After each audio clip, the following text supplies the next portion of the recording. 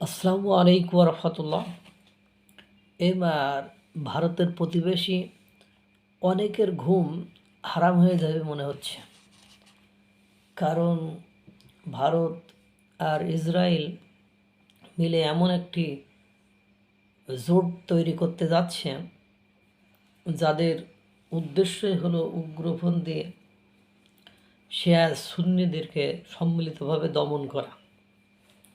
আর আপনারা জানেন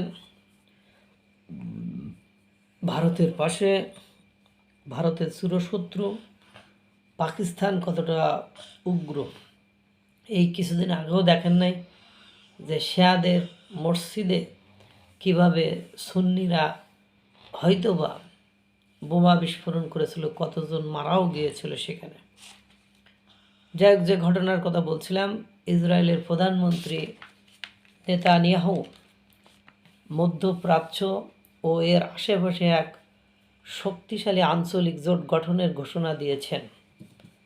তার ভাষায়, তথাকথিত উগ্রপন্থী শত্রুদের সম্মিলিতভাবে মোকাবেলা করতে বন্ধু রাষ্ট্রগুলোর একটি নেটওয়ার্ক তৈরি করা হবে।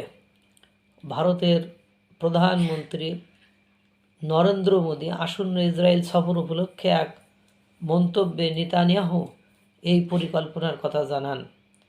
তিনি বলেন, এই জোটে ভারত হবে অন্যতম গুরুত্বপূর্ণ অংশীদার। ভারত ছাড়াও গ্রিস, সাইপ্রাস এবং নাম প্রকাশ না করা বেশ কিছু আরব, আফ্রিকান ও এশীয় দেশকে এই জোটে রাখার ইঙ্গিত দিয়েছেন তিনি। নেতানিয়াহু এই জোটকে একটি হেক্সাগন বা ষড়ভুজ ব্যবস্থার সঙ্গে তুলনা করেছেন। তিনি বলেন, আমার সামনে যে রূপকল্প রয়েছে তাতে আমরা মধ্যপ্রাচ্যের ভেতরে ও চারপাশে জোটের একটি সম্পূর্ণ ব্যবস্থা তৈরি করব। তিনি আরও বলেন, এর উদ্দেশ্য হলো এমন একটি রাষ্ট্রজোট তৈরি করা যারা বাস্তবতা এবং চ্যালেঞ্জগুলোকে একইভাবে দেখে।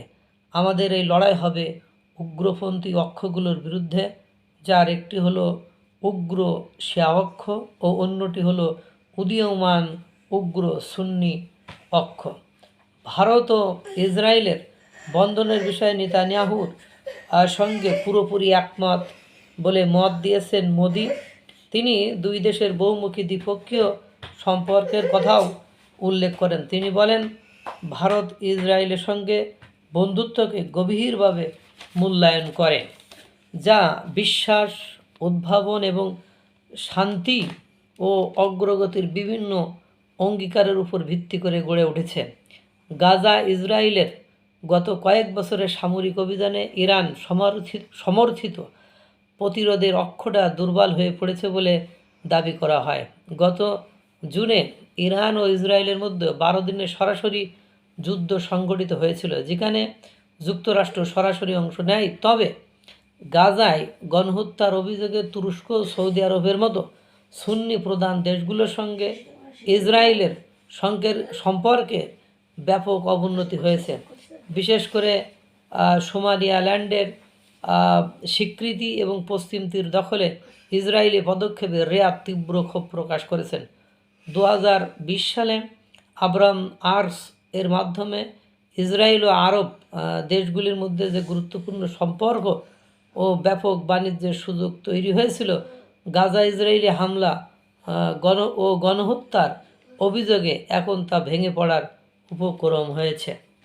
বুঝতেই পারছেন যে কী করতে চায়, ষড়ভুজ, কী আক্রমণ, কী সিদ্ধান্ত। আর যাদেরকে দমন করতে চেয়েছে তাদের মধ্যে আপনারা একটু খেয়াল করে দেখেন, ইরান পড়ছে, তাদের ভেতরে তুরস্ক পড়ছে, তাদের ভেতরে আজারবাইজান পড়ছে, তাদের ভেতরে পাকিস্তান পড়ছে। লেও ঠেলা। এবার কি হয় দেখা যাক। আল্লাহ তাআলা সকলকে ভালো রাখুক, সুস্থ রাখুক। আসসালামু আলাইকুম রহমতুল্লাহ।